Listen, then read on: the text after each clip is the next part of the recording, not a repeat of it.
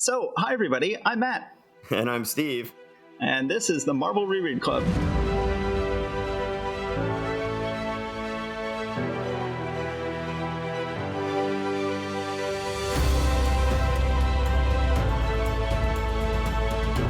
One thing that is going to be happening today is that you are going to have to stand there in your wrongness and be wrong about I am. Several things. About never seeing Ant-Man's elevator again and about Central City. Yes, as well as that Jack Kirby never drew Iron Man and that, what was the other one? I took notes. I cataloged all of your crimes. Let's see. Oh, yes. You said that from now on we'd be starting with Amazing Spider-Man, but it's bi-monthly at first, so we're not starting with Amazing Spider-Man. So that is true. Yes. Those were four mistakes I made. I had totally forgotten that Spider-Man was bi-monthly. I didn't remember either, but I'm just, putting it all on you. Yes, I was wrong about everything. As we go through these books, we will see much evidence of my wrongness tonight. I had totally forgotten half of these things. I think it's a general rule whenever I say on this podcast, well, we're never going to see that again, or that's the last time we'll see this happen in a Marvel comic, then I am wrong. Because even though this is my third time reading all these comics, it's obviously my first time paying close attention to them. Usually I feel like I'm the one who's always wrong about everything. So I figured in the off case where it's the opposite, then I'm just going to soak it all in. So both Matt and I have been reading all of the Marvels by Douglas Wolk. Yes, I just finished it too, so I think we both finished it now. Yes, I finished it yesterday. Yeah, and it's a fascinating read. One of the things that he did say in that book is that you should absolutely not do what we're doing right now. Yes. But then again, we're not trying to read from 1961 until 2021 in order.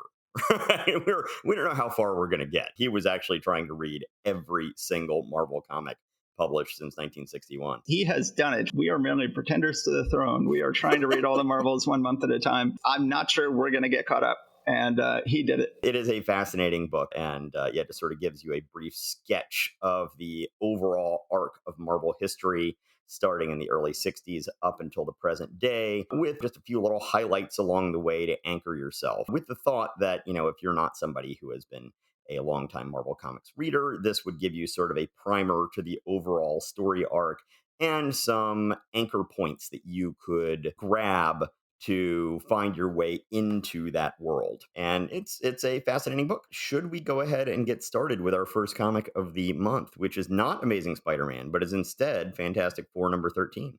Yes, Fantastic Four continues to chug along still with Kirby on the book, and Spider-Man is still intermittent, which I had not remembered, and Fantastic Four is still rock steady every month. So let's go ahead and do Fantastic Four number 13. The Fantastic Four, the world's greatest comics magazine, Mystery on the Moon, enough fantasy and super characters to fill 3 magazines. That is true. One of the most fantastic tales of all, more than 200,000 miles from Earth, the Fantastic Four face the menace of the Red Ghost. Also in this spellbinding tale, you will meet the most dramatic being of all time, the mysterious Watcher. Who is he? What is he?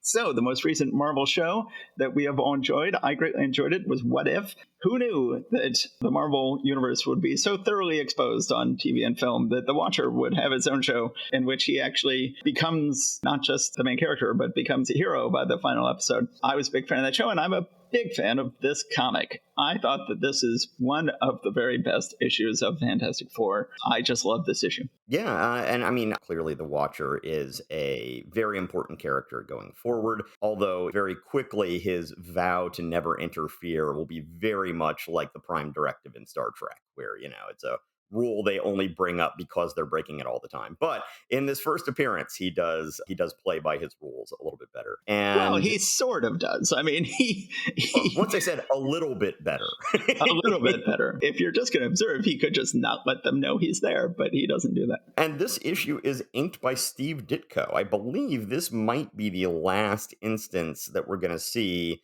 of Steve Ditko inking Jack Kirby. And of course, as I say that, I realize we just said that whenever we make a statement like that, it's wrong. So get ready for a whole bunch more issues where that happens. I could set myself up right now and go like, oh, I say you're wrong, Steve, but I'm going to throw it back in your face. But no, I think you're right. I think this is the last time we'll see it. So therefore, someone else can throw it back in both of our faces if it happens again. Yes, if we're wrong, then we can both stand here on our wrongness and be wrong. Yes. So let's just give a quick sum up of the plot here. So it starts out where there's a fire in the Baxter building. We see Mr. Fantastic in a fireproof, quilted, stretchy bodysuit, and he rescues the rest of the Fantastic Four from getting hurt in the fire. And it turns out he is experimenting with a new rocket fuel. One thing that I find is interesting is they tie in and I don't think they use this actual term here, but what's known as the Tunguska explosion into this. In the early part of the 20th century, something happened in the northeastern corner of Siberia where there was some massive explosion. And no one's 100% sure what it was, but it was most likely some sort of meteor or something like that. And we were just super lucky as humans that this thing happened to land in a completely or nearly completely uninhabited area. Ever since I was in like middle school or high school, there have always been, stories about what the Tunguska explosion actually was. And certainly later in comics, it will come up in various ways where they'll reveal, oh, that's what it really was when it comes up in later comics, such as the Ultimate Nightmare comic that Warren Ellis wrote many years later. I was not aware of that one. Science fiction author David Brin, in his book Earth, posits that was actually a micro black hole striking the Earth that was not a natural occurrence, but it was basically a time-release death bomb that has been orbiting the inner core of our Earth ever since and is eating up the Earth. Anyway, one way or the other. The Tunguska explosion, a little bit off topic there. Reed has gotten something from that crater that he has been able to use to turn into a rocket fuel that should be able to... He suspects that the Soviets have gotten a rocket fuel from their crater, and so he goes to an American crater to get his own similar thing. I've long suspected that they developed their powerful rocket thrust by utilizing the energy of the burned out meteor, so I recently explored an American meteor crater in Arizona to satisfy myself. I brought back pieces of the meteorite to the lab with me for intensive study, and then he found, okay, this is a way to make rocket fuel that will help us beat the commies in the race to the moon.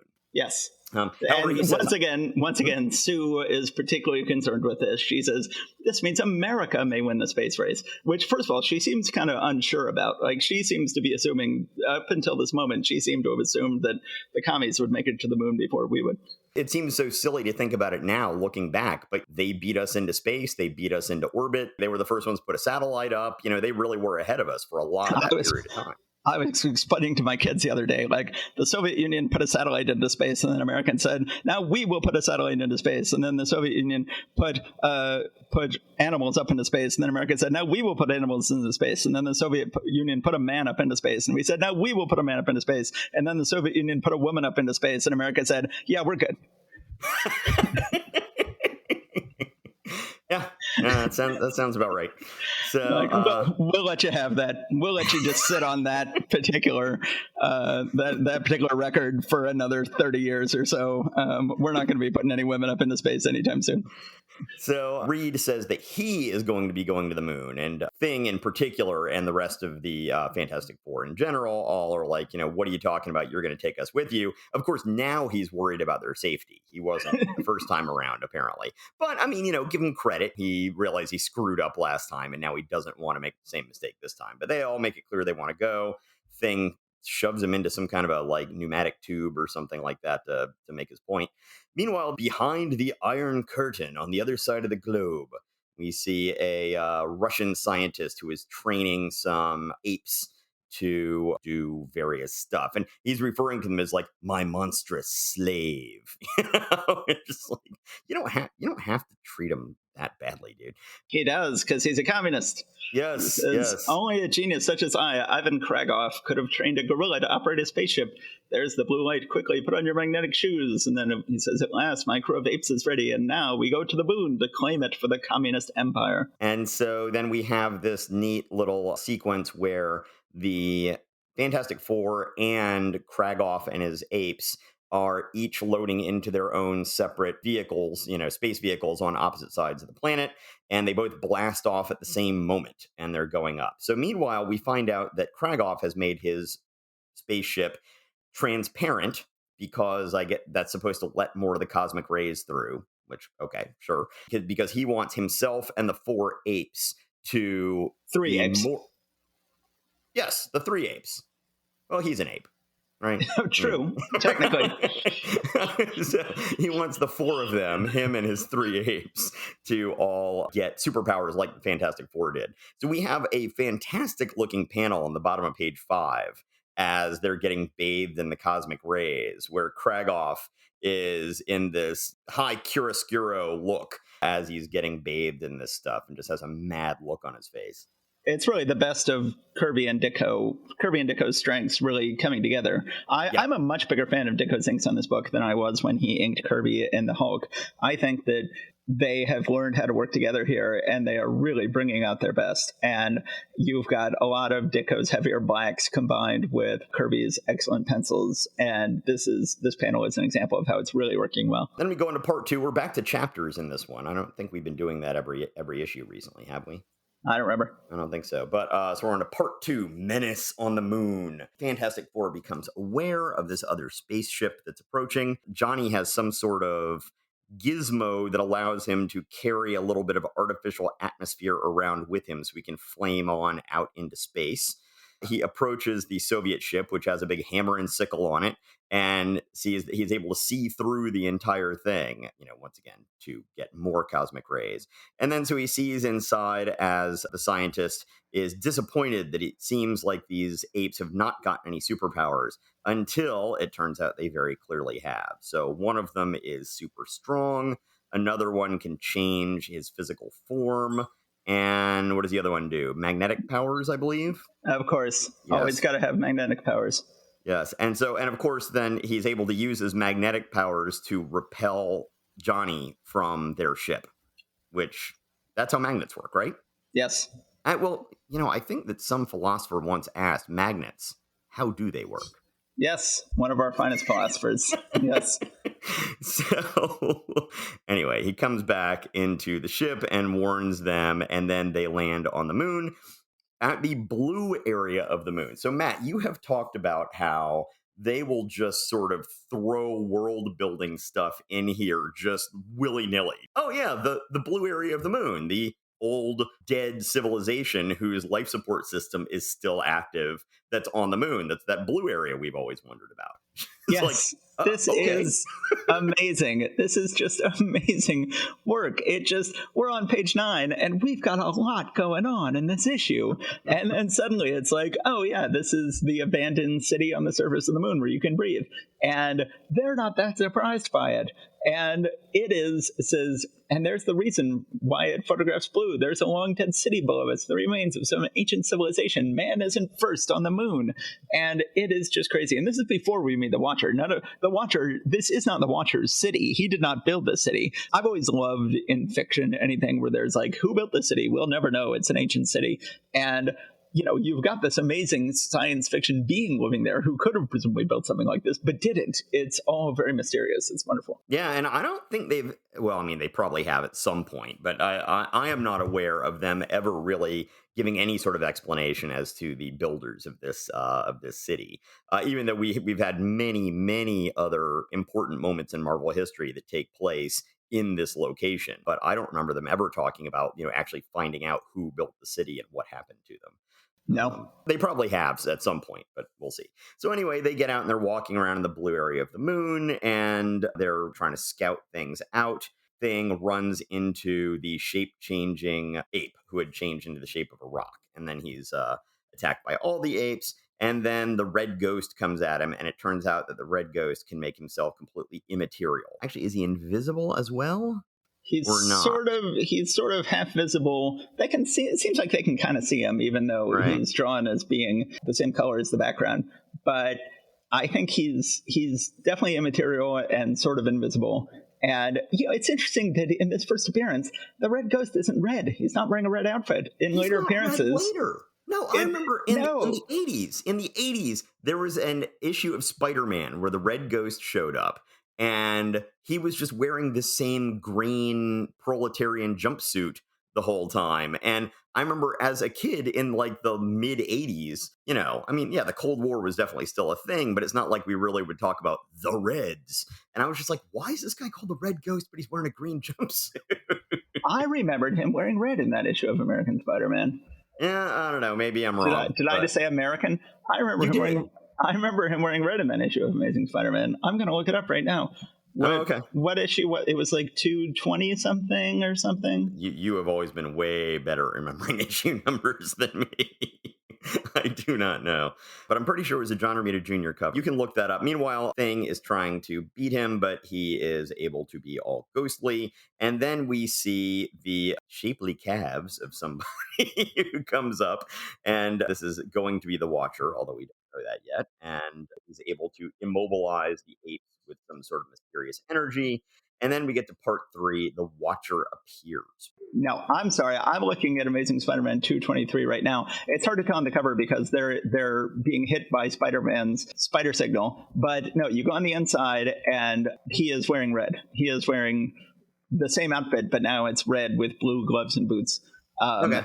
Which makes so much more sense that the Red Ghost would be wearing red. But yes, he is wearing green in the actual book. Yes. He's wearing green here in Fantastic Four number 13. He is wearing green. Yes, and I guess that at the time it was just that red was automatically understood to mean a communist. Yes. So, meanwhile, okay, so in your copy, Matt, what color is the Watcher's skin in this issue? It is pale yellow. Yeah. I don't think he's supposed to be Asiatic, even though that is the color they would use for that. I think it's just supposed to be he is an alien. And as they would always point out, they have very few colors available to them. And he eventually will become someone who looks more Caucasian. And then, of course, in the recent What If series, he will be someone who looks African-American because he was played by an African-American. And they decided to go ahead and make him somewhat African-American in the most recent series. But he will appear Caucasian for most of his life. But in this one, he looks yellow, but without the exaggerated Asian features, which they often would have for characters that were colored this color of yellow. Although I don't know if the character, the Watcher, could actually be called African American. Yes. Well, it's a problem. It's a problem saying, yes, not fine, black, capital B, black. All right. I'm of an older generation that was trained it was wrong to say black and you should always say African American. And I realize that that is now out of favor, partially because it is ridiculous to call the Watcher African American. Yes. And I remember back when I went to elementary school, the term of preference was still Afro-American, actually, which was... you are old. I am quite old. It fell out of fashion very quickly, which is probably why you don't remember that, because like 3 years later, it was not a thing anymore. I do not remember Afro-American. I am old, but I am not that old. By the way, you were saying that he looks more Caucasian. I do not prefer the term Caucasian, partially because I actually know people from the Caucasus. And, sometimes I've talked about there's Georgia and then there's the country of Georgia. And I used to refer to it as Soviet Georgia, but it's not Soviet anymore. So then I'm like, oh, you can just make it clear by saying Caucasian Georgia. No, that would also have problems. So I prefer Melanin Challenge. I don't like that either. So the Watcher appears and he has gathered up all of the apes in these techno magic bubble things. And he then goes and uses some sort of power to go and get the Red Ghost out of hiding. He talks a little bit about his origin and who the Watchers are, but we get a lot more filled in later. I don't remember if they've ever gone back and talked about the whole thing about his home planet being a vast, gigantic computer. Is that something you remember? Well, I mean, I feel like one of my favorite pieces of Marvel Comics trivia is Tales of Suspense eventually becomes an Iron Man Captain America book. Before Captain America takes over this back half of the book, what long-term Marvel character was starring in the back half of that book? Oh, yeah, it was the Watcher. It was the Watcher. It was Tales of the Watcher. This is one of my favorite pieces of Marvel trivia. There was, and some of them was like an anthology of him hosting tales about other things, but some of it is actually Tales of the Watcher. You find out more about his race and more about everything. And that is, I would say, the most forgotten Marvel series of all time is Tales of the Watcher in the back of Tales of Suspense for about 6 months or so, which goes for a while. So we're going to find out a lot more about the Watcher later. Yes. But right now we learn that their home planet is a gigantic computer and their people roam the entire known universe, watching and observing other worlds, describing all of these crazy things that they've seen. And worst of all, we have seen once noble races turn savage and warlike with the passing of time. A fate which your own foolish breed seems headed for. But during all the ages, we have done nothing but watch. Never have we interfered. Never have we made our presence known. So, of course, as we talked about in a recent episode, the Cuban Missile Crisis had pretty much just happened. And so I'm guessing that this is what Stan had in mind as he was writing this Yes. particular dialogue. But then the Watcher says, "But now I have broken the silence of centuries in order to save your people from savagery." So I feel like this is the first real book we've had in which, it's interesting that the Soviets aren't stealing the technology to get to the moon here, that the Soviets are not in any way plotting against the Americans, even, that the Soviets are just shown as genuinely technologically advanced people who have genuinely made it to the moon and genuinely, yes, want to have Fantastic Four powers, but not to attack the Fantastic Four. They have no idea the Fantastic Four is going to be there. And then the Watcher, we're sort of taking the view of the Watcher in this issue, who's like, you guys are involved in a foolish war. And this is the first time we've really had this sense in a Marvel comic that this is a foolish war, that this is something where there might be folly on both sides, and that the Soviet side is not inherently inferior. Now, it is, in that he is enslaving his apes, and Reed Richards does not enslave the Fantastic Four, and that's shown as being a definite moral difference between the two, and Kragoff is clearly the worst. But he's not as bad as he could be, and the Watcher doesn't seem to take any notice of this. The Watcher is not going like, okay, clearly Reed Richards is a lot better person than Kragoff. The Watcher is like, what fools you mortals be. And we're sort of on the side of the Watcher here. Yeah, we will see a lot more veering into anti-militarism as the course of the Marvel Universe unfolds in the next several years. Up until now, we've had mainly height of the Cold War, and I don't know whether you'd want to call it paranoia or what, but just very, very much about the Reds this, the communists that. That at this point, even though, as you said, we have a communist villain here who is very much a villain, the big problem is that you're all going to kill each other. And, once again, the missile crisis had just happened. And, everybody, I think, felt like we just all got by the skin of our teeth. Yeah. I think I mentioned this on an earlier episode, but, I know that Dad has talked about how he was on a Boy Scout campout during the Cuban Missile Crisis, and that he was actually having visions of nuclear bombs going off in the distance. Literally sort of like, oh my God, is this it? And it seems like that did something to Reed here, too. To Stan here too. Yeah. It's fascinating how much, like, the most famous Marvel comic ever set in the blue area of the moon is X-Men number 137, which was the death of Dark Phoenix issue. And it's fascinating, having read that comic so many times because it's such an important comic, I always forget when I reread this comic how many elements of that comic are set up here, including I'm going to pick you up and put you in these transparent bubbles. I am now going to have two sides fight out a war to determine who should ultimately come out on top. He does that with the Kree and the Skrulls in X-Men 137. And even the idea that there are buried weapons in the blue area of the moon that can then be brought to life to attack somebody. That ends up being how Dark Phoenix dies in X-Men 137. She raises up a forgotten weapon buried in the blue area of the moon to kill herself with. So it's fascinating how much of that issue is set up here. Well, yeah, and a little bit later in the issue, we're going to have some kind of view screen that the Watcher's face appears on. And that view screen is used also in that issue of X-Men you're talking about when Wolverine somehow got into the Watcher's house. And he's basically saying, hey, Wolverine, get the hell out of here, and then, kicks him out. But it's that same look of that screen and the way the face looks in that screen. Right. They even recreate, then after that, the next four panels are also recreated with Wolverine suddenly going through a swamp with a dinosaur and then a dying planet with fire and then being kicked out through the suddenly transparent wall. That's all done with Wolverine in that book and is taken directly from what happens to the Red Ghost here in this comic. Yeah. But meanwhile, on page 15, at the beginning of part 4, Duel in the Dead City, that is just a fantastic establishing shot of them in these old ruins. It looks simultaneously high-tech and utterly ancient and alien. And once again, this is another place where Kirby and Ditko are really sort of playing to each other's strengths here.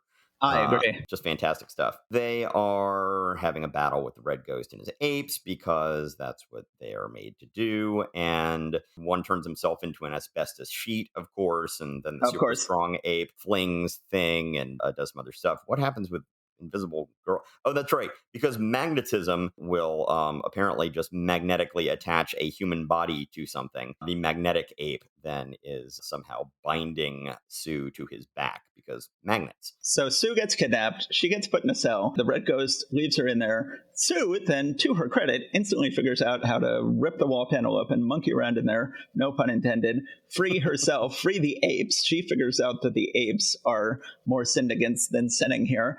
And she frees the apes. So then the Red Ghost is fighting the rest of the team. We talked before about how the Red Ghost gets in trouble with the Watcher and gets kicked out. Sue comes up and says, I turn the apes against him. We're going to win. And then the Watcher, at this point, in one of many, many times in Marvel Comics where somebody claims that they're out of the story, and then it turns out they're very much not out of the story. He says, the contest is over, you have triumphed, and my mission too is at an end. Now that mankind has reached the moon, I must go to a more distant part of the galaxy to observe you mortals from afar, for we Watchers must be ever aloof, ever apart from other races. Of course, this turns out not to be true. He quickly realizes that relocating is a bitch, and it's much like the best nest, it's always better when you're looking for some place to move to. You'll always realize that it's better to just stay where you're at. So the Watcher will continue to be based in the blue area of the moon for many years to come.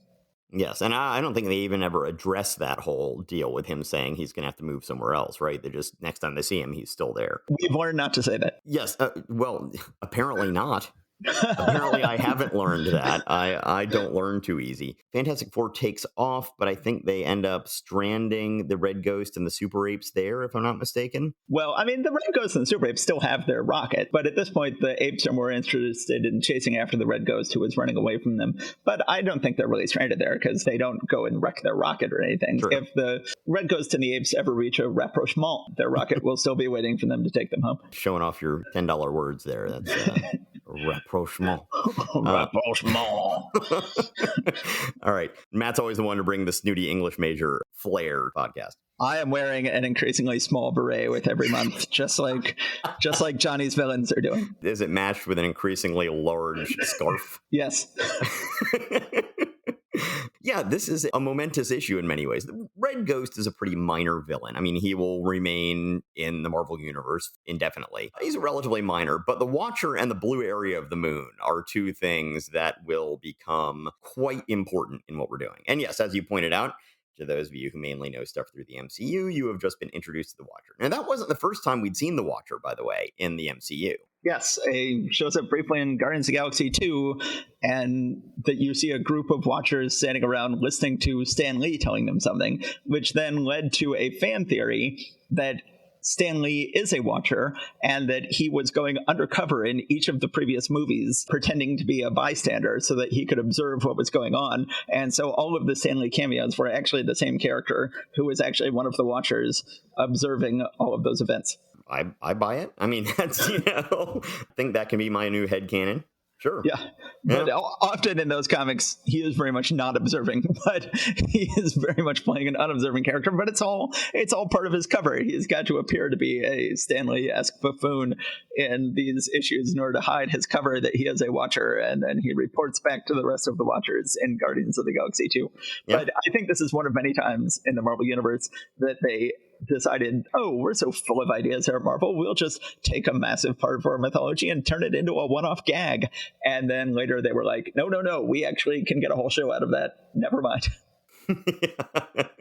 Yeah, well, it's like in the first Guardians of the Galaxy movie, somebody saw Adam Warlock's cocoon in the collector's stuff, and now Adam Warlock is going to be in the next Guardians of the Galaxy movie. Well, as I think I mentioned before, in the first Thor movie, they're going through the treasures in Asgard, and one of them is the Infinity Colon, and they later realized... like, whoops, we don't want to do that. So, and then later they had to cover that up by having Loki see that again in the third movie and go, it's a fake. Okay, so shall we move on to Journey into Mystery number 91? Yes. This is the first of a couple or three issues here we get drawn entirely by Joe Sinnott. Drawn and inked by Sinnott. Yes. Who goes on to be, one of the most consequential, one of the most important inkers of the Silver and Bronze Age, basically, of Marvel, basically the 60s and 70s and maybe into the mid-80s. When I went back and started reading these and I started seeing these issues that he drew and inked, I'm really impressed. He's a good artist. He is. He would write and draw Marvel comics in the 50s, and he was always very good. And, I do think that ultimately he is a better inker than he is a penciler. Of course, I've always said that the greatest tragedy in Marvel history is that Sinnott does not ink Kirby's Thor. He inks the very first issue of Kirby's Thor and then never again. Again, that's going to prove to be wrong, I'm sure, but not that I remember ever again. And so we have this great tragedy that he does not ink these issues. But of course, then you get these 3 odd issues that he both pencils and inks while Kirby is gone. And it is beautiful stuff. It is so much better than Al Hartley last issue. It is nice looking stuff. It's not as good as Sinnott on Kirby. I would say, is it better than Ayers on Kirby? I would say maybe it's not better than Ayers on Kirby. It is in that territory, at least, and it is a nice comic. Yeah. So, but this cover, I'm pretty sure, is Kirby and Ayers, if I'm not mistaken. That's what it looks like to me, but I haven't. That's certainly, Loki's face certainly looks like Kirby. So we begin with Odin talking about, I've got this belt of strength for Thor if he ever needs it, but I'm sure that's not going to come up. And by the way, Odin's hat is the least fabulous hat he is ever going to wear. I will stand by that one. I will make an absolute decision on that one. This is the least fabulous hat ever. And at least according to the coloring, I don't know if Sinnott intended this. He's wearing a tiny little hat, a tiny little helmet, a cape, and no shirt. So it's very rare we see shirtless Odin. So then we get to something that Kirby just doesn't do. We see Thor is flying around, and we begin in medias res, and a bank is floating up in the air, and Thor is wondering what to do about it. And then we cut to, so now we must go back a few days to the time Dr. Blake and his lovely nurse returned from their office for a house call. So we begin with current day, and then we go back to a flashback, which is something that Kirby never really did when he was, let's face it, mostly potting the book. So then we see that at some point in the past, Don Blake and Jane Foster went to a carnival. They saw a fortune teller named Sandu. Now, presumably, Loki in Asgard is just always peering down on Don Blake to see what mischief he can pull. And he sees that Don Blake is looking at this psychic, and he says, okay, now I will go ahead and increase that psychic's powers by 1,000 times. And so then Sandu, as soon as he gets his powers increased by 1,000 times, he starts stealing from everybody. He lifts that bank in the air and steals all the money in it and transports everybody who is in it back. We are now back up. And so it says, and so we return to the present. Turns out Sandu has been teleporting all these buildings to the moon in sort of a nice spooky image. Second time this month already that we've had someone go to the moon, or at least some American stuff go to the moon. I think this may be the first time in Marvel Comics that someone has threatened the United Nations building, which will frequently get threatened. Sandu makes the UN building rise. Don Blake finally turns into Thor to go fight him. Sandu wraps a chain around him, puts him in a pit, drops a whole building on him. We also see this on the cover. I guess we didn't read the cover. We usually read the covers, but we usually do, but that's fine. He puts him in there. Luckily, here comes Odin, who's like, so for the first time we see Valkyries. Odin sends Valkyries down with the belt of strength to put it on Thor. Thor now is strong enough that he can break out.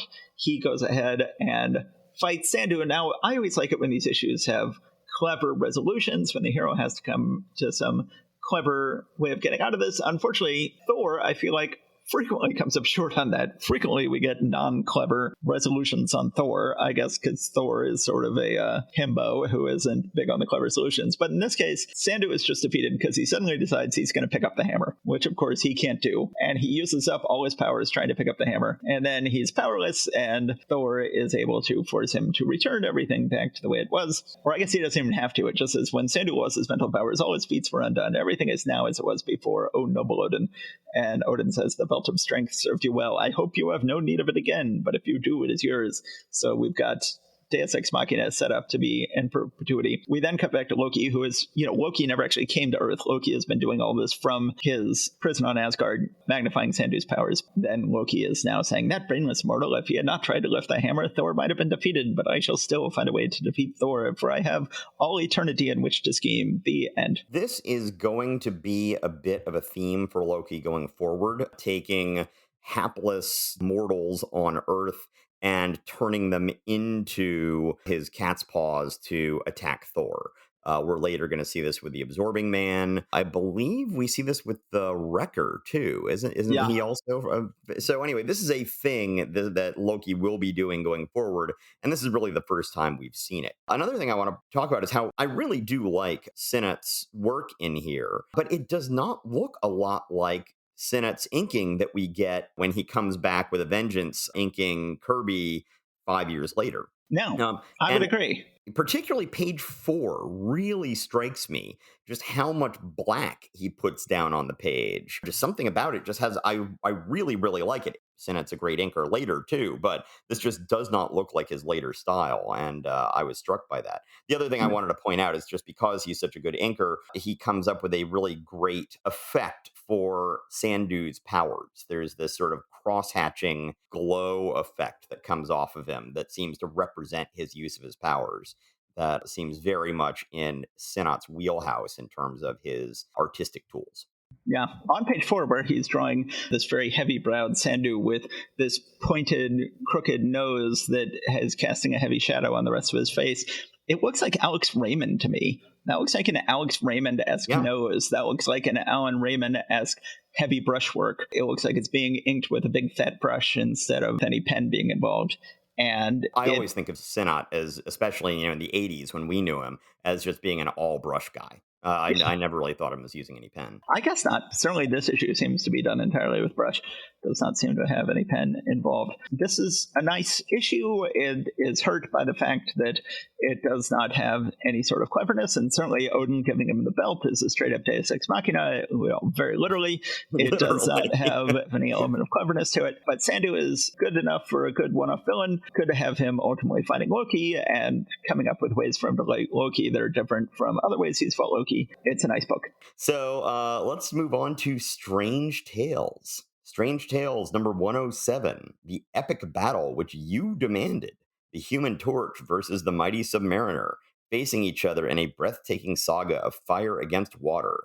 This one is the big one. So one thing that's important in Marvel, I don't know what you call it, history or prehistory, basically the old timely comics in the 40s, Marvel had really the first big high profile crossover of their different superheroes before any other companies were really doing that. And it was this giant size spectacular issue of the Golden Age Human Torch fighting the Submariner. As a matter of fact, I'm pretty sure that in the book Cavalier and Clay, there is a scene where Cavalier and Clay are among the different artists who have been recruited to help desperately draw this thing over the course of like 1 week that they've been given or something like that. Do you remember that? Is that No, I something? don't. I read that book, but but it was a long time ago. I don't remember that. I haven't read it in a while either. That's why I'm not entirely sure, but that's my memory at least, is that there's a sequence in there where they have all these young comics artists are sitting around in this one little tiny apartment. One of the artists actually with a drawing board on his thighs sitting in the bathtub just because that's the only place he could get room. I mean, the way the story goes is that they, Burgos and or Everett, the creators of the two characters, pitched this to one of the folks. I don't know if it would have been directly to Goodman or what, and was told, okay, yeah, you know what? That's a good idea. I need the pages by Monday. Yeah. And, it's supposed to be like a 64-page thing. And they're like, So anyway, this is in some ways a reference back to that, even though this is a different Human Torch. So this is really the first time in the Strange Tales Johnny Storm feature where they've actually let him play in the big sandbox. They've actually let him take on one of the big FF villains instead of being stuck with Paste Pot Pete.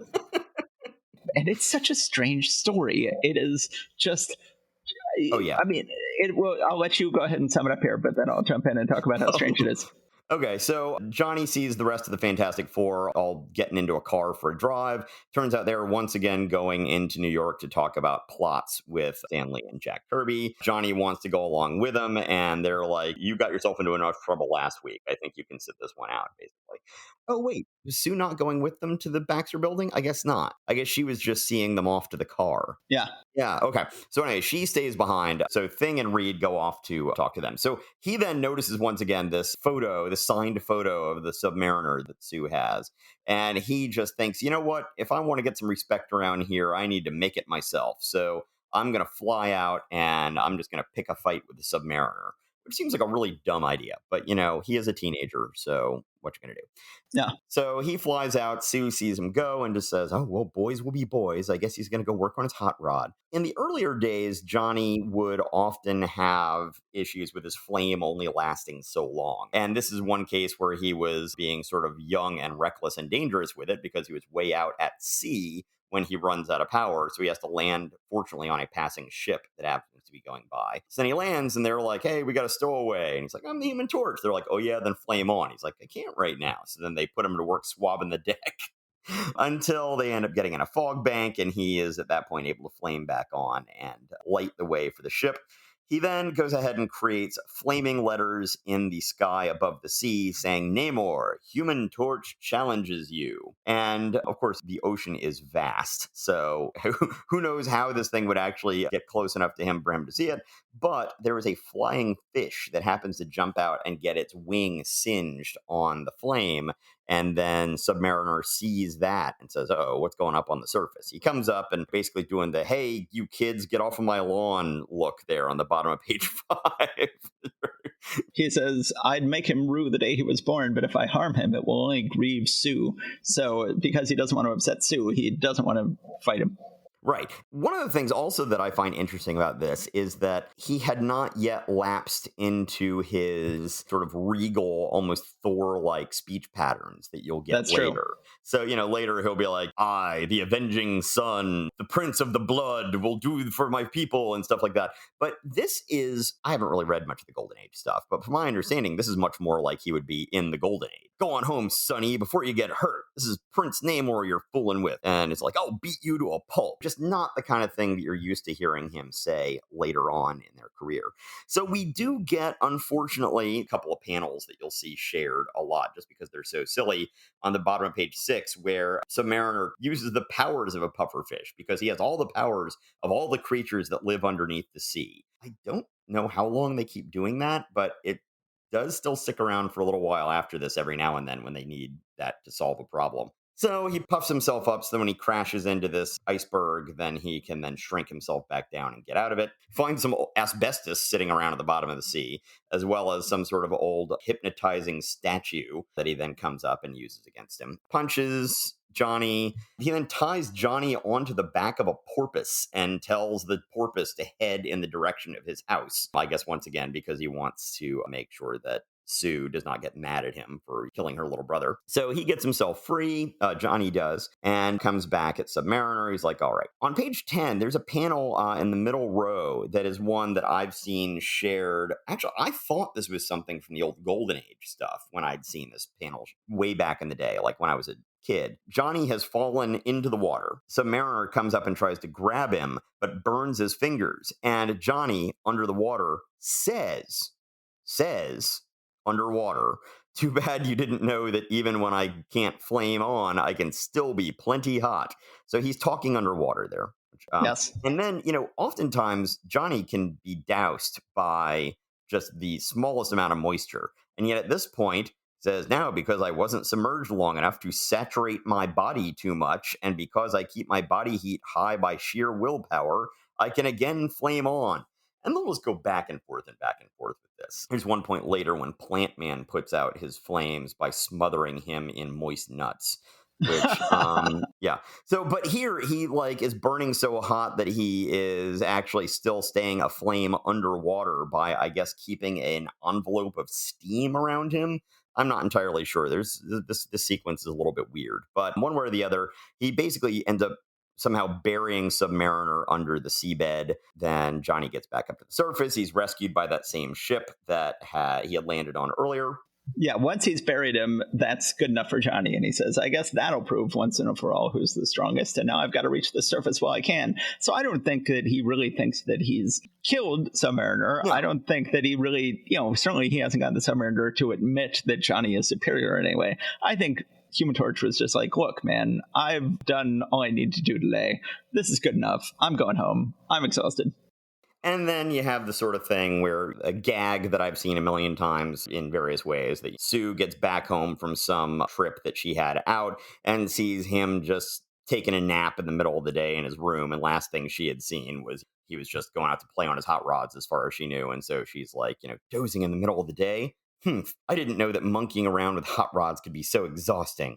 She's like, sister, you don't know the half of it. So, the whole thing about somebody's just done some incredible stuff, and then all you see is them resting afterwards. And yeah, I think it's an interesting issue in that it is a echoing back to that really momentous first big crossover that really ever happened in superhero comics. But overall, it's, I mean, the Strange Tales Human Torch stories it's in line with the rest of it.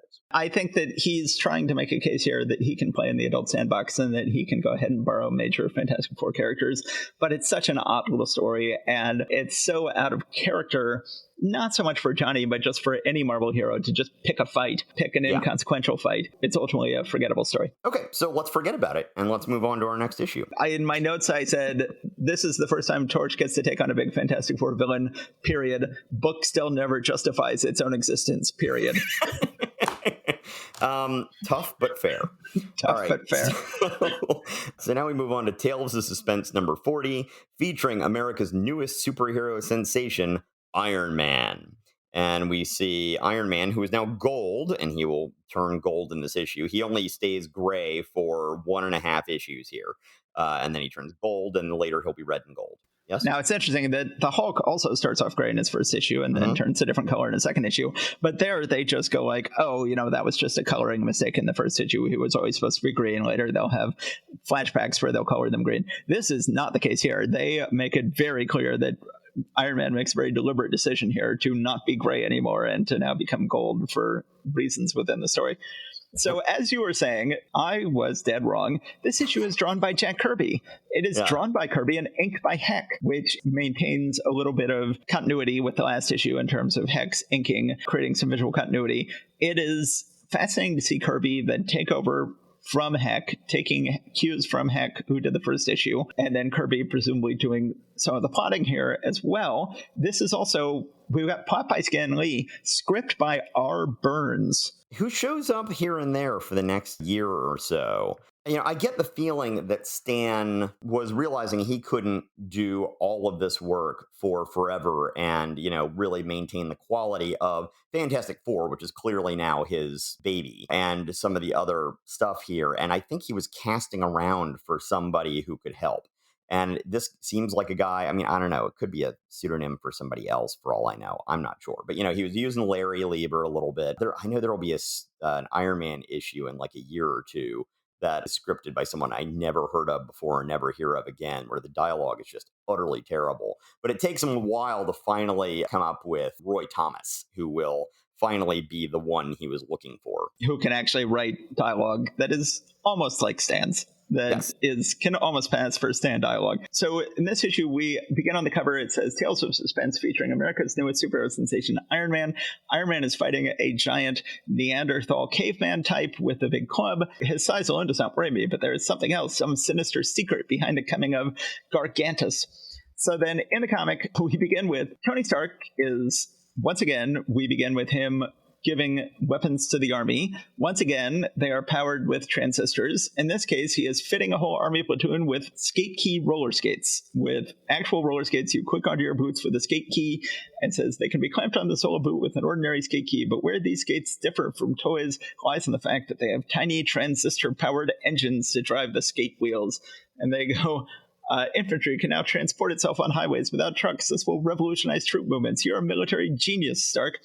So it says there's, I mean, the safety issues alone. It's and the thing is, this goes on to be a thing for a while. Like Iron Man ends up using these skates before they sort of decide, okay, you know what, he can just fly. They always play this sort of thing like, he can kind of use some air pressure jets to kind of jump short distances, but they're like, oh, well, if you need to get from one city to another city, nope, he's going to be using these rocket roller skates that he's got. And but I remember he still had the skates in the 80s in the McElhinney Layton issues. He still occasionally would bust out the skates. You know what? You're right. Yeah. So it says that Anthony Stark's man leads 3 lives. So the first is he's a military inventor. The second, we see him romancing a girl seemingly on the Riviera, and then she wants to go skinny dipping. She says swimming, but it's clearly skinny dipping with him.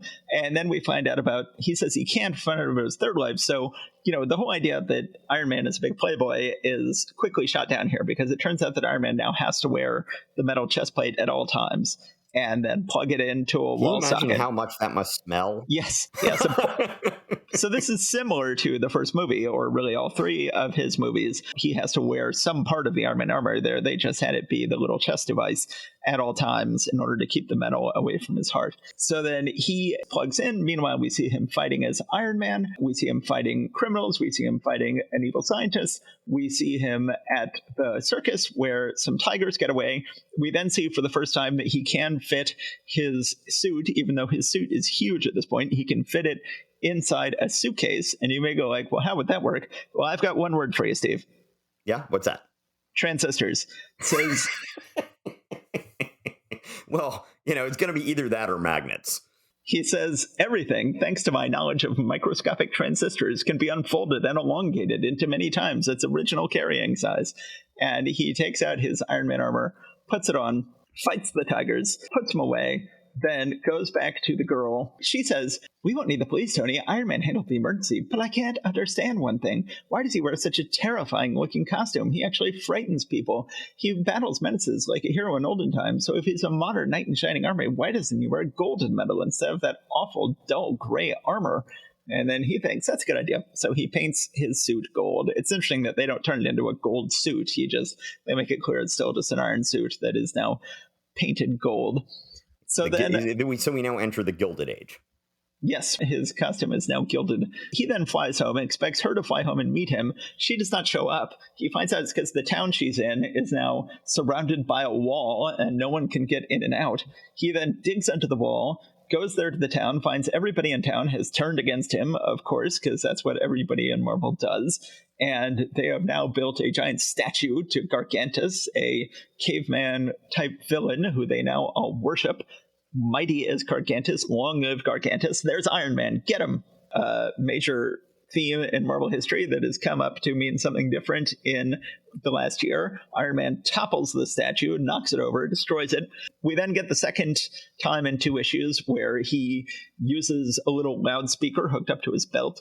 He says, Gargantus, this is Iron Man. Gargantus, this is Iron Man. I challenge you to show yourself or be branded a coward before the people of Granville. Gargantus comes out. Gargantus also has hypnotism powers, fitting with the general problem of heroes who have no consistent theme. Villains. Yes. Villains who have no consistent theme going on, and it's only going to get worse here. Iron Man then throws up a bunch of magnets around him, figures out... Does Iron Man figure out why these magnets will work? So he sees that there's heavy clouds that have been over the town the entire day, and then he uses a flag to see if there's any breeze. Now, why he has to rip the flagpole out of the building in order to see whether there's a breeze has no explanation whatsoever. He finds that there is a breeze. So then he doesn't explain it to the reader yet. We have to get this explained to us later. But essentially, since wind is blowing, but these clouds have been stationary overhead the whole time, he then concludes, well, the only possible explanation is that there's a flying saucer up there that is controlling Gargantus, which is actually a robot. So I'd forgotten, first, we have our second statue destroyed here. We actually see Gargantus clearly destroy a Civil War statue, which is a major theme. So Iron Man has seemingly figured out that Gargantus is a robot. He uses a bunch of magnets to tear Gargantus apart. He then shows that there is a flying saucer with aliens in it inside the cloud. They decide, bah! In all the Marvels, they talk about how many times the word bah is used. Bah, we must report to our planet that our visit here was a failure. This planet has changed since our ancestors explored it 80,000 years ago. It is no longer peopled by creatures like Gargantus. So then they decide, we only know how to rule a planet of cavemen. We're going to take off. So then it says, there goes the saucer. Let's hope they've been frightened off for good. So, and indeed, one of many, many one appearance only aliens we have early on in this comic. And then, do we ever get a name for this alien race? I don't think we do. I don't think we ever even do. Because I don't know whether you saw, but I, after the last episode, went ahead and looked up the Skrull-like aliens that were in that Al Hartley drawn issue of Thor.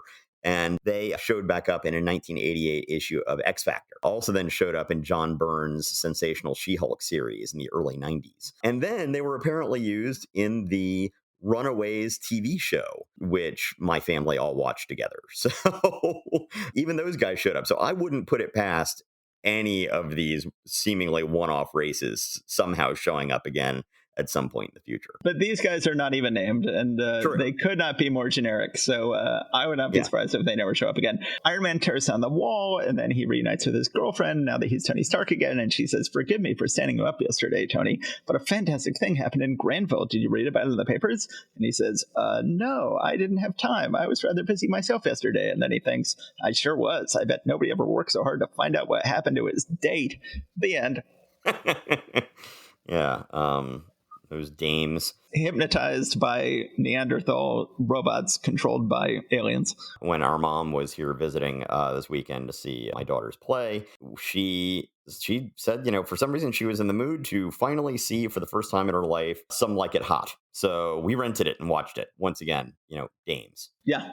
James, that's a great movie. That's great that she got to finally watch that movie. Okay, so this is a fairly weak issue. You would think it would be a big deal to have Kirby drawing Iron Man for the first and only time, but he does not coat himself in glory here. This is another issue where the alien menace has no consistent theme. Okay, so it's, little green aliens and a flying saucer controlling a robot in the shape of a caveman who has hypnotism powers, who then builds a wall and enslaves the populace, and it's all over the map. And ruins Tony's date. Yeah, ruins Tony's date. Heck, inking Kirby is not ideal. It's fine.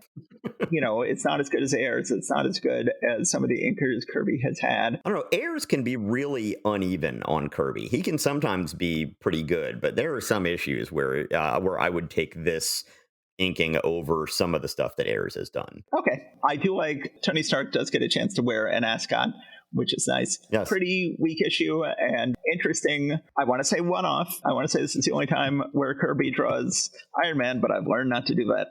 Yes, well, he definitely will draw him in Avengers. We know that. So let's go ahead and move on to Tales to Astonish number 42. Even Ant-Man could not resist the evil spell of the man with the voice of doom. Ant-Man, you cannot help yourself. You must do as I command. Plunge to your doom now.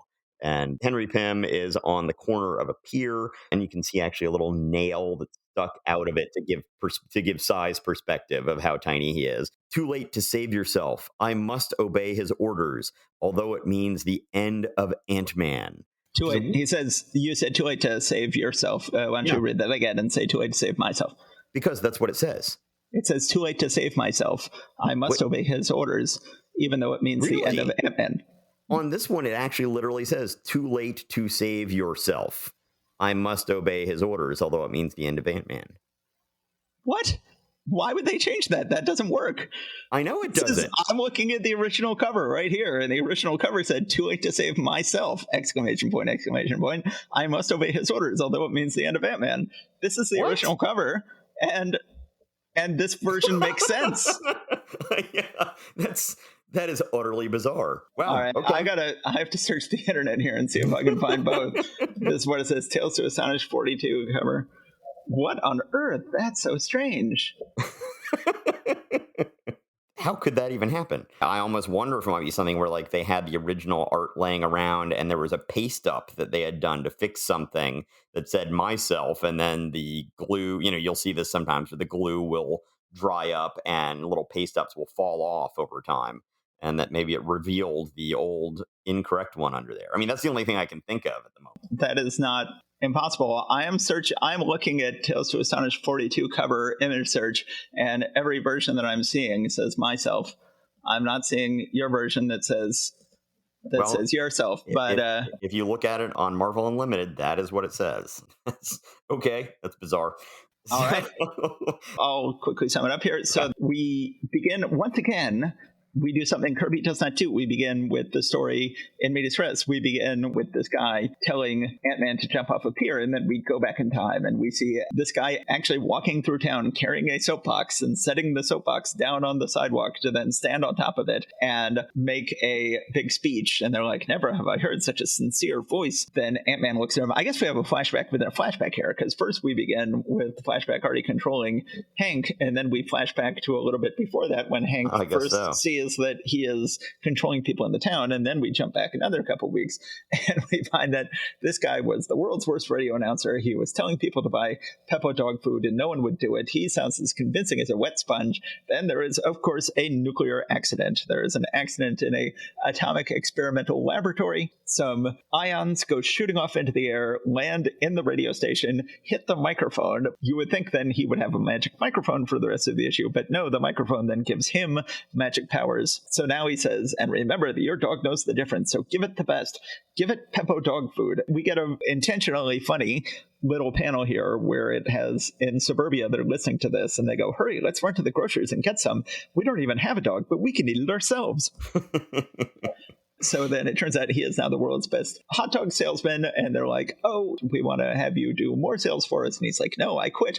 He gets a free ride on a train saying, but my good man, today's Thursday, the day when all people carrying handkerchiefs with the initials JC are allowed to ride for free. And the engineer says, free, of course, you're right, sir. And then he just walks up to a woman's house and knocks on the door and says, I'm hungry. Prepare me a steak dinner at once. And she says, your voice, I cannot resist it. I must obey. And so then he is going around town and then he sees Ant-Man. Well, also, he decides at some point here as he goes around and does this that he wants to have a much more eccentric look. So he then starts wearing like an ascot and growing a full beard. Only communists would wear a full beard in the early 60s. So anyway, but go on. Yes. So then he decides, oh, I must attack Ant-Man now. So he goes ahead and gets the whole city to turn against Ant-Man, another recurring theme. I said we would never have the Ant-Man land on ants again. This is not the case of him shooting himself across town in a cannon, but he does land on some ants here for a second. He then hitches a ride. We have our second appearance of Shoes with Skates attacked for the skate key. He hops on a boy's shoes. He is now being run out of town by everyone who is now working for this guy trying to catch Ant-Man. He finally does catch Ant-Man. Ant-Man falls prey to his voice too. He orders Ant-Man to, as we saw on the cover, walk off a pier to his death. Then Ant-Man cannot do anything to save himself, but his ants voluntarily take it upon themselves to save Ant-Man. And they go ahead and save him, and then apparently taking the dip into the drink, goes ahead and breaks him of the hypnotic spell. He then goes home, and indeed, I was wrong. We do see, once again, a cutaway view of his little elevator setup and his catapult. We don't see him use the catapult. No, I'm still gonna say he's never gonna use the catapult again, but we do see the catapult. And we see him use the little mini elevator. So he goes home. He goes ahead and says, I know what I need to do. I need to go to a theatrical prop company, get myself a prop gun. Now, there's no reason he couldn't have just used an actual gun for this. There is no reason why he couldn't have done a million other things, but he decides he needs a prop gun from a theatrical company. He then points it at the guy who is standing on stage addressing a bunch of people, and he says, I'm going to have my ants shoot you with a gun. Now, of course, ants aren't very generally good at shooting guns, but they've got a whole rigged system set up where the ants can shoot the gun. Ant think he can move that rubber tree plant. Exactly. And so he says, I'm going to have my ants shoot you if you don't tell everybody that I'm a good guy and you're a bad guy. And he's like, okay, I'll just tell them, and then I'll instantly tell them otherwise. He goes ahead and announces to everybody, very well, listen, my friends, I've made a serious error. I misjudged the Ant-Man. He's an honest, law-abiding citizen, worthy of your respect and admiration. He says, I'll have my revenge. Watch me turn the entire city against you now. But then suddenly he's got laryngitis, and Ant-Man has exposed him to some microbes that cause laryngitis, and he can no longer command the crowd, and then the crowd attacks him, and he says, wait, hear me. He says, but none will ever listen to Craig's hypnotic commands again. And Craig then realizes, the Ant-Man, he defeated me, and even when I regain my voice, the chances are 1,000,000 to 1 against it ever having the same hypnotic quality. So apparently laryngitis permanently changes your voice, and you lose all your hypnotic powers. Let's be fair. It permanently changes radioactively induced voice powers. I mean, that's obvious. It's not a regular voice. Come on. So meanwhile, I just want to point out once again on page 4, panel 4, could you read the caption on the top of that panel? I see how it is. I've been taking notes from James. Page 4, panel 4, it says, and then when Crag happened to be passing through Center City, home of the Ant-Man, so you have been claiming since our first episode, and then persistently in all these episodes, that it will eventually be mentioned that Ant-Man lives in Center City, which is where Fantastic Four was also set for its first Fantastic 3 Four is in issues. Central City. So I don't know if that's the same thing or not. I mean, granted, this is Larry Lieber doing the script on this one. So one way that this says Center City and the other one says Central City. So I don't know how literal you want to get about whether this is the same place or not, or if you just want to pretend this never happened. Yes, so I am wrong. You were right. I eventually said, like, Steve, you're insane. This is never going to happen. You've got to stop looking every issue for some evidence that Ant-Man is not based in New York like everybody else. But indeed, here we have Larry Lieber claiming that Center City is home of the Ant-Man. And I'm going to go out on a limb and say that it's never mentioned again after this, but I think I've learned not to do that. Well, I mean, until the 80s when they start working Central City in as backstory kind of stuff. But yes, I believe you are correct that they just assume that everyone's in New York City after this. They really have been up until now. But, I guess that Larry just didn't get the message. When I ran into this, I sent Matt a screen capture circling the relevant dialogue. I said, I am revenged upon your scurrilous calumny, because that's how I actually talk when I'm talking to my brother in real life. Yes. We just get it all casual here. As a matter of fact, you know what? I'm pretty sure that my American accent has everyone fooled, right? Yes. Everyone thinks I'm actually American, yes? It's amazing. It really is. I've worked on it so hard. As a matter of fact, I can't really do any other accent anymore now. Yeah. That's all I can do. That is it for this month. We've gotten through everything. Any thoughts before we wrap it up here? Things are still suffering without Kirby doing all the books. I think that things were piping along so well a couple of months ago, back when Kirby was still drawing up virtually everything Marvel was doing. I think that Heck is doing a pretty good job on... A heck of a job, one might say. I wouldn't quite say Heck is doing a heck of a job. I'd say Heck is doing less than a heck of a job. I would say that by definition, Heck does a heck of a job. I think it's a tautology. Heck, I would say, does less than a heck of a job on Ant-Man. He's fine. It's good to have him inking himself. I think that it was interesting to see Kirby come back to Iron Man, but ultimately it's not his baby. It's not a book that he is pouring his heart and soul into, as he will with some other books later. Eris is doing fine on Strange Tales. I certainly miss Spider-Man this month. I'd forgotten he had the month off. I certainly miss the Hulk, who has now had his book canceled. This month is ultimately a fairly forgettable month for Marvel Comics, with the big exception of Fantastic Four number 13 with the Red Ghost and the Watcher, which is an absolutely gorgeous issue, an issue that has resonated through time, has dominated our own experience of the MCU for the last several months, as we've all been enjoying What If. It's just a fantastic issue, which more than justifies this month of Marvel Comics. Yes. Well, when Kirby was really spreading himself so thin, doing all of these different books, on Fantastic Four, there's obviously just a real synergy that's going on between him and Lee. Depending on how much was one and how much is the other, it's clear that it's something in the friction between those two that's really doing great things with that. But when he was doing that and like 4 or 5 other books each month, after all, there's only so much you can come up with. And it's yet another alien invasion, yet another giant monster, yet another whatever. And we see that here with Tales of Suspense. This is the, I just need to get this thing cranked out kind of story. And, when we have more variety of co-storytellers, I think you get more variety of the kinds of stories you're getting. I think this is a healthy movement for the line. Yeah, well, it is interesting to get to see some storytelling structures that Kirby would not use, like having these NVIDIA Res flashback structures on both Thor and Tales to Astonish this month. So, as you said, generally not a stellar month, except for the Fantastic Four issue, which is an important milestone in the foundation building for the Marvel Universe. Yep. All right. Thank you, everybody. Please rate and review us. That does help. So You'll hear Matt say that again after the outro music. I just wanted to reiterate. Great. Yeah. Okay. Thanks. Bye, everybody. Take care. Stay safe out there. Bye.